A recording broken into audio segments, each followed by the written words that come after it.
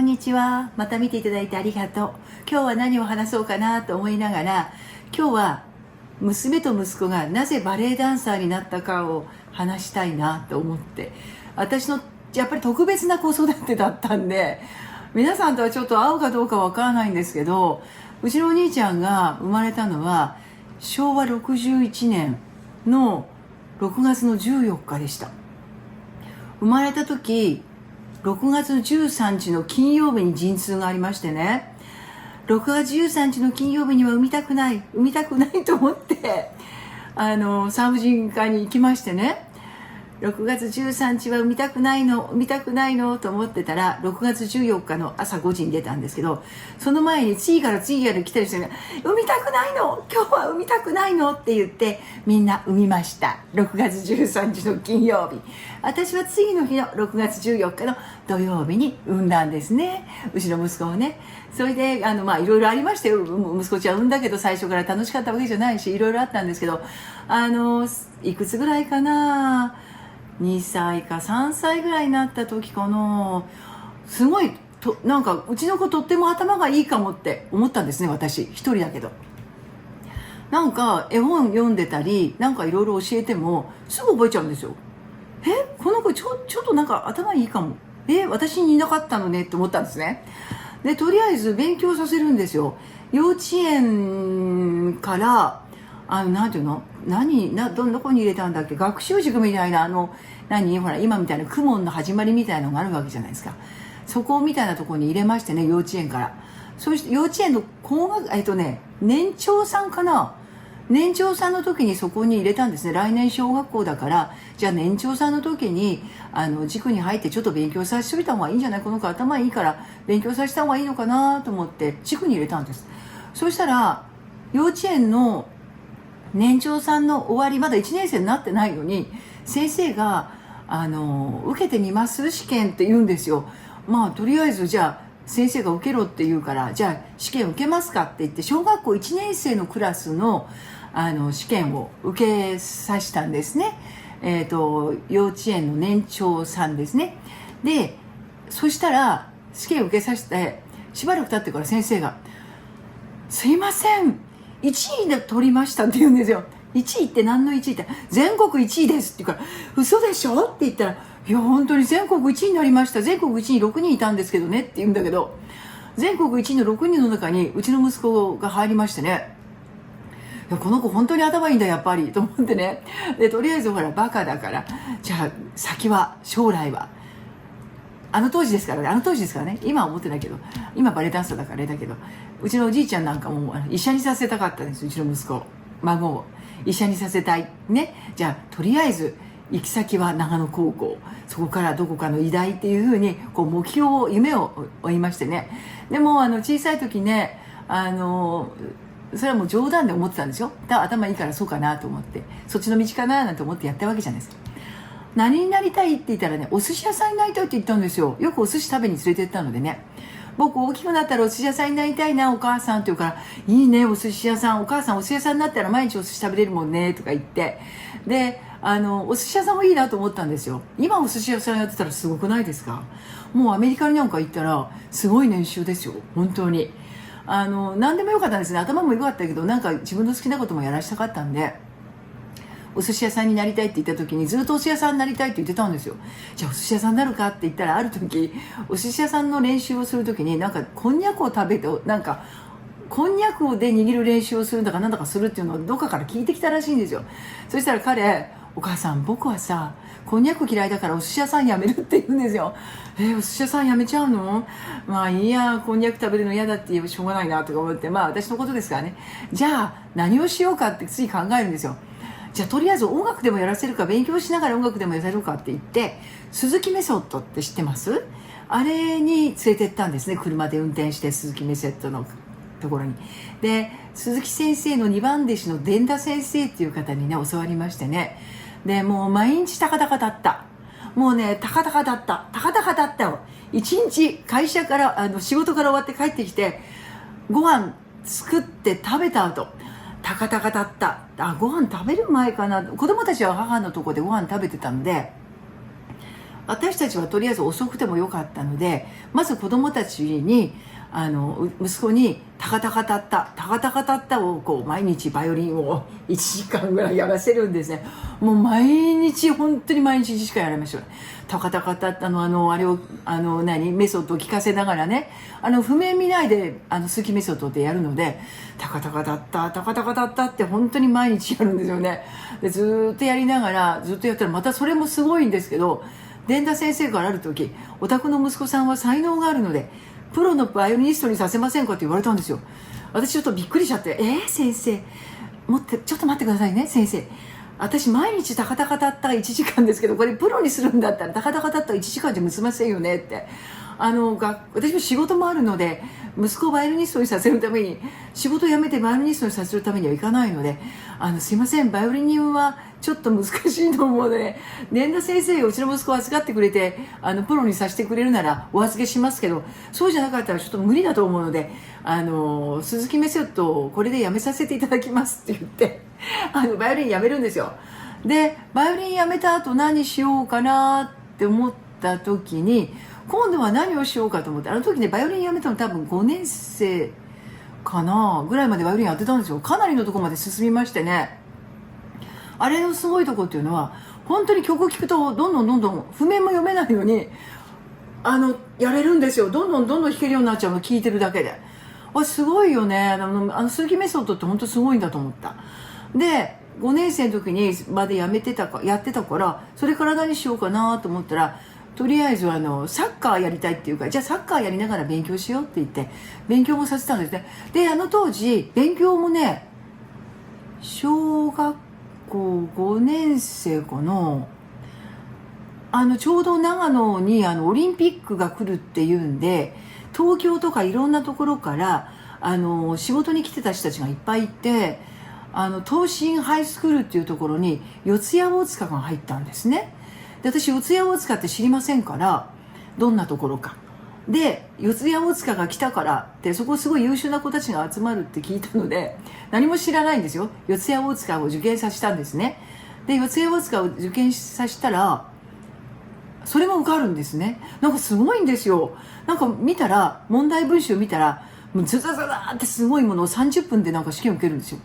で見たら、読むだけで30分かかるんです、私。わかります？読むだけで30分かかるのに、これ30分で試験受けるんだとか思ってね、後で問題見たら。で、後でまた呼び出しがありましてね、お宅の奥さんは A クラスになるんですけど、A クラスが一人もいないので B クラスに入ってもらってもいいですかって言われるんですよ。A クラスって四谷大塚の A クラスって何なんだろうと思ったんですけど、これ何も知らないのに、四谷大塚自体も知らないので、まあいいです、どうでもって言って、入ったんだったら B でもいいですって言って B クラスに入れるんですよ。で結構なところもやっぱり行くんですよね。でだから四谷大塚も本当に6年生の末になると、じゃあ中学をどこにしますかみたいなことがあるんですよ。中学なんか一応の有名な中学いましたよ。だけどそんなの興味ないから私あんまりどうでもいいの。別にどうでもいい。あんまり頭良すぎて聞くこともすごい難しいので嫌だなとか思ってた時も実際あって、これはダメだ、やっぱり運動をさせなきゃいけない、勉強はやめようと思ったんですよ。でね、勉強やめたんです本当に。もう四谷大塚まで入ってすごい良かったのに、もう勉強やめさせて普通の塾にさせました。高校行かなきゃいけないから、とりあえずね普通の塾、家庭教師協会みたいなところに入れて家庭教師に入れました。でも家庭教師協会の先生もすごい優秀だって言って、すごい楽しみだねって言われたけど、私はどんなことはどうでもいいんです。勉強するより運動させようと思いましてね。で運動させるんです。で何をやったか、まずエアロビックスを小学校の6年生の終わり、なんで小学校の6年生の終わりかっていうと、6年生の終わりまでサッカーがあったんで、サッカーほらやっぱりやらせた以上そうある程度のところまでやらせなきゃいけなかったんで、サッカーが小学校6年生の11月頃まであったんで、じゃあそれ終わったら、大会が終わったらじゃあエアロビクスさせるわって、私自分でエアロビクスを当時やってたので、エアロビクスの先生がうちの息子をお願いだからやらせてくれないかしらって言うから、じゃあ運動神経はまずくないと思うからやりますかって言ってやらせるんですよ、エアロビクス。すんごい体硬いの、うちの息子。もうね硬くてねって感じの、全く10年無理、もうね開脚なんて無理っていう、そのぐらいの感じだったんだけど、なんとですよ、聞いてびっくりしないでください。小学校6年生の11月から始めて、中学1年生の夏休みに世界大会で2位か3位取って、もう忘れちゃった、ないんだか2位3位かな、ブラジルが1位2位だったのかな、3位が日本だったのかな、個人じゃないですよ、3人で、男の子3人で出る大会で、世界大会でラスベガスに行きましたよね。ラスベガスに行って3位だか2位取ってきました、メダル。たった1年もならない、1年経ってないよね、だから1年経たないでエアロビクスやって取ってくるんですよ。でもなんだか知らないんだけど、わけわからずすぐできるんですよ。で、何やっても努力しなくても何でもできちゃうんですよ。他の子たちが10とかいろいろ悩んでやるところを、うちの息子なんだか1とか2とかに習うと全部できちゃうんですね、他の子よりも。もう全然問題なく何でもできるんですよ。だからこの子器用貧乏だなと思ったんですよ。で、器用貧乏って何でもできちゃうから楽しくないんですよ。全然面白くないの。で、彼にそしたらね、あんまりにもほら、なんていうのかな、エアロビクスですごいことになっちゃったんで、エアロビクスの先生たちがうちの息子をオリンピックの選手にさせたいって始まるんですよ。私まだオリンピックの選手に種目にも入ってない。結局なりませんでしたよね。で、オリンピックの選手になるために努力をさせたいみたいな、もううちの息子をもう囲いたいみたいになっちゃって、いやいや、それはちょっとまずいかなと思って、とりあえず先生のところからエアロビクスはやめさせるんですよ。それで、何が一番息子にダメなんだろうと思った時に、同時進行で娘がバレエをやってたんですよ。で、バレエを同時進行でやってたので、あの時ほら熊川哲也さんがとっても有名だったんで、熊川哲也、じゃあ第二の熊哲にしようと思って、息子にねえねえねえねえ、エアロビはさやめてさ、エアロビはこれから多分あれだと思うから、ちょっと先が暗いかもしれないから、バレエダンサーにならないかなって言ったんですよ。そしたらなんていうなんかエアロビの時も辞める時もえらい切なかったんですよ。でも切なかったんだけど、ちょっといろいろありましてね、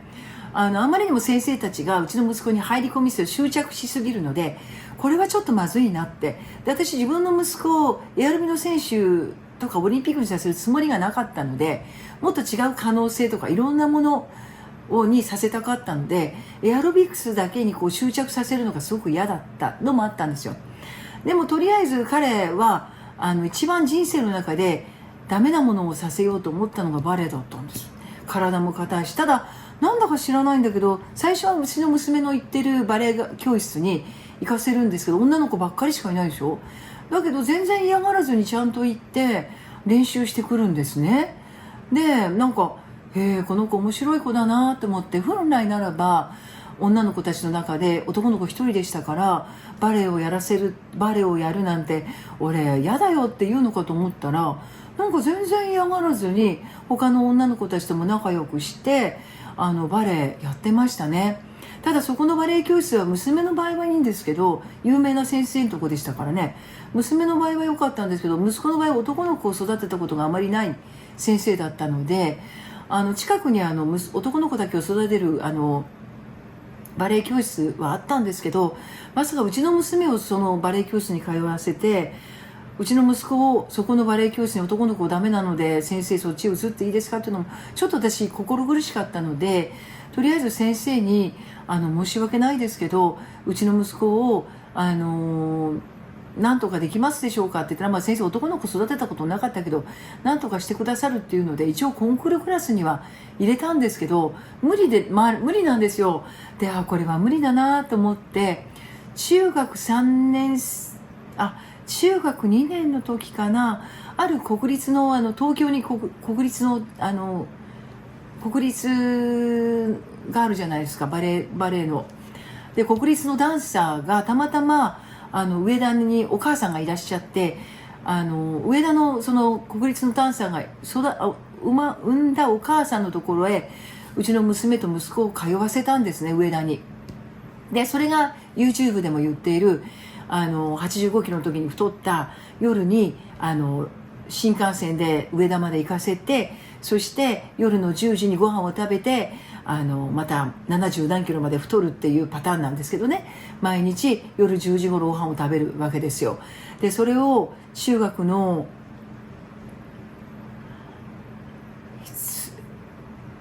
あの時ちょっと本当にバレエダンサーにしたいって決めたので、どうしてやったらバレエダンサーになるかを考えていたので、ちょっとあの時は状況がめちゃくちゃだったんですけども、とりあえず大阪にも行かせたこともあったんですよ。でも大阪はちょっと無理だったので、すぐ帰ってきていただいてね、大阪は合わなかったんでしょうね、きっとね。やんちゃだったし、多分大阪の先生とも合わなかったというのもあるので、とりあえず大阪から戻ってきましてね、それからどうしようかって悩んだ時に、それがその上田だったんだと思うんですよ。で上田の先生たちにやっぱり可愛がられましてね、娘も可愛がってもらってよくしていただいて、ある程度コンクールにまで出て、そうですね、うちの娘はコンクールに行ってある程度3位ぐらいまで取ってきたことがあったかな。うちの娘も才能があったので、コンクールクラスに入った時に、そうですね、もうすぐ入賞圏内にはいつもいました。もう常に出ると入賞、落選はすることはめったになかったですね。で賞を取ることもありました。でその先はまた娘の話はまたこれからしますけど、息子はだからそこのところである国立のバレエダンサーに気に入られて東京に行くことが決まりました。でそれが中学の3年生だったと思います。で私としてはもう学校よりもその先生に認められて、先生がうちの息子を見てくれるのであれば、じゃあお願いしますという形で、娘と2人で息子を先生のところに預けるわけなんですよ。でそこでちょっといろいろなことがあるわけです。やっぱりその世界というのは他人の飯を食う、いわゆる他人の飯を食うんですよ。親のご飯を食べるんじゃなくて、他人のところでご飯を食べる、それの大変さっていうのをものすごく学んできたんだと思います。だからいろんなことがあって、もうそれこそこの間も言った3時間正座、怒られる世界ですよね。もう本当にいろんなことを聞きましたけど、もういろんなこと聞いたんですけど、もうそれはね、後で感謝の気持ちに変わるいろんなことになるんですよ。だからその経験こそ、学びこそが今の彼を作ったっていうことに私は本当に感謝するんです。だからうちもそうなんですけど、洗濯物をひっくり返して干しましたって言ってましたよね。あれもみんなその時に学ぶんです。もう本当に彼たちはバレエダンサーになりたい一心で全てのことを耐えるんです。いろんなことを耐えるんです。で親もバレエダンサーに何とかしてもらいたいと思うわけだから、もう何があっても黙るわけですよ。何があっても我慢して耐えるしかない。だけど娘だけはここに置いとくともう難しいと思ったので、頭を下げて娘は引き取ることになるんです。で引き取ってお兄ちゃんだけ先生のそばに置いてバレエダンサーに育ててもらうんですけど、いろんなことがあったと思います。でも息子は私に、お母さんには言えないことはいっぱいあったよと言います。ですけど学校でいろんなことあったことは息子は私に一切話しませんでした。でもそれでいいんだと思います。耐え抜いて耐え抜いて耐え抜いて努力をした結果が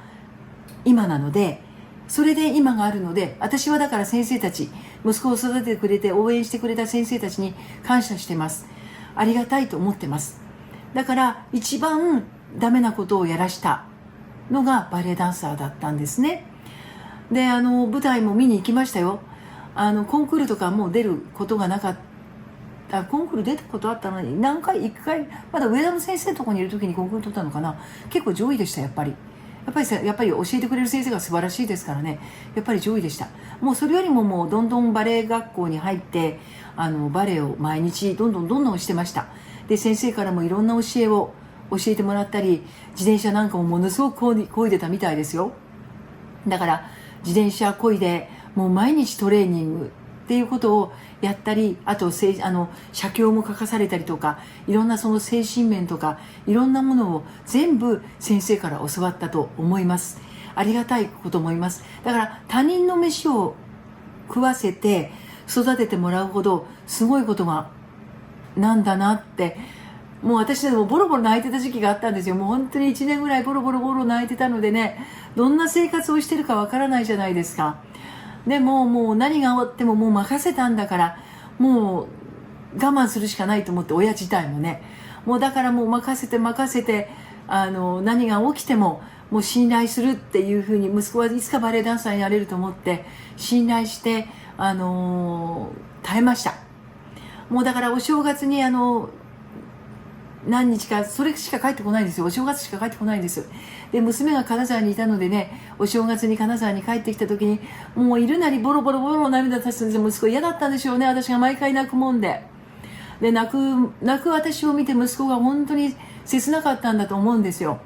だから何も言わないんですけど、その当時もう耐えての時期だったんで、息子も。で、帰る時小松空港まで飛行機に送りに来ましたね。息子私のそばにも来ないんです。泣くのがわかるから。もう思い出すとまた涙出ちゃうんですけどね、寂しかったですね。本当に寂しくて、息子を外にやることが寂しかったですけど、今になるとね、よかったいなくてって思うんですけど、でも本当そういう時代を超えたからこそ、息子も子離れし、私も子離れし、息子も親離れし、一人前になっていくんですね。で、ちょうど16ぐらいだったので、親離れ子離れするには16歳ぐらいいいそうです。だからやっぱりそういう時にお互いに親離れ子離れする距離感を持ち、息子も親離れしていろんな先生たちに学び教えてもらい、世間を学んだんだと思います。ありがたいって思ってます。一番辛いこと、一番嫌なこと、一番彼に合わないことを教えたですよ。だから今も彼が何を言うかっていうと、お母さん、バレエっていうのはね、どんなに努力しても到達点がないんだよねって言ってくれるんです。だからありがたいよねって言ってくれるんです。だから本当に一番やれないこと、一番ダメなことをやらして今があるんです。だから私、こんなに今アメリカにいてバレエダンサーになって、だから本当はね、もし日本にいたら国立のダンサーで今多分もっと有名になってると、日本ではねと思います。だけどお母さんね、僕アメリカに行きたいんだ、日本にいたくないんだ、ここにいたくないんだって言って、本当に申し訳なかったんですけど、先生たちに黙ってアメリカのオーディションを受けに行きました。だからその後本当に叱られました。もう本当に叱られて卒業公演が終わった後ね、その時はまだ言えなかったんですけど、後で息子がアメリカにもうオーディションを受けて、アメリカのバレエ団は受かってたのでね、それが決まった後に謝りに行ったんですけど、もう会ってもくれない状況でした。もう息子が本当に3年間しっかりと育ててくれて、その後の息子の将来というのはもう決まっていたようなものでした。もう国立のダンサーになり、日本でバレエ団で踊るっていう、もうプリンシパルとして踊るっていう、もうそういうもう道筋ができていた状況を本当に申し訳ないですけどやめて、息子がアメリカに行くわけですよ。でまた一からアメリカでバレエダンサーとしてプリンシパルじゃなくてね、本当にソリストになって、プリンシパルになったのかな、ならないような気がします。プリンシパルにはなれそれこまでいかないんですよ。そこまでの才能っていうのはなかったんですね、息子には。だけどそこまでの才能はないんですけど、彼にはいろんな才能があったんですね。学ぶことの力が強かったですね。だからコミュニケーションを取る、いろんな意味でダンサーとしてどういう風にしたらいいのかってことを学んだんですね。だから今があるんだと思ってます。だからそういう意味で才能はあったんですね。プリンシパルの才能はなかったけれど、ダンサーとして子供たちを育てる、人から学ぶ、どういう風に学んだらどういう風になるのかっていうことをアメリカでコミュニケーションを取ったんですね。もうだからコミュニケーションの類はものすごかったと思います。頭が良かったから、やっぱりいろんな情報を常に取り入れて今があるんだと思います。だから今サンフランシスコでバレエ学校のオーナー校長やってるわけじゃないですか。アメリカと私ちょっと日本しか知らないので、アメリカでは子供たち体を触ってはいけないで教えるらしいんですよ。でこの間お正月に息子のところに行ってバレエ学校を見に行った時に、もうどのくらいのクラス500人いますから、どのぐらいの500人の生徒をどういうふうに教えてるか分かりませんよ、皆目ですけど。息子に教わったことを私今ちょっとやってるんですね。ダンベル持って、お母さんこうやってやるんだって言って、もう本当にこう二の腕ちょっと細くなったでしょ。本当に息子から教わってからダンベル持ってやってるんです。こうやってぐるぐるぐるぐるぐるってずっと毎日トレーニング、息子から教わったトレーニングを教えてもらってやり続けてます。でいつか息子に会った時に、お母さん二の腕細いでしょって言えるように、綺麗になってるでしょって言ってあげられるように、言われたことは真面目に続けてます。だからそうやってこれくるくるやりながら、息子のことを思いながらね、実を言うとぐるぐるやってるのも確かなんですよ。いろんなことを教えてくれるんですよね、息子も娘も。でそれに対して学ぶことも多いです。だからありがたいことだなって思ってます。で今ほら YouTube でもほらショートのあるでしょ。あれ娘にちょっと教えてもらいたいなって。今度ね、お嬢ちゃんに日本に帰ってきた時に、お母さんさ YouTube でさくるくる回るんだけど、娘やっぱりすごいですからね。もうポジションの取り方とか、もう舞台なんか行くとまずヨーロッパでも踊ってましたから、いろんな舞台があるわけですよ。もう円形型の舞台だとかいろんな舞台があるわけです。ハンガリーでも踊ってたからね。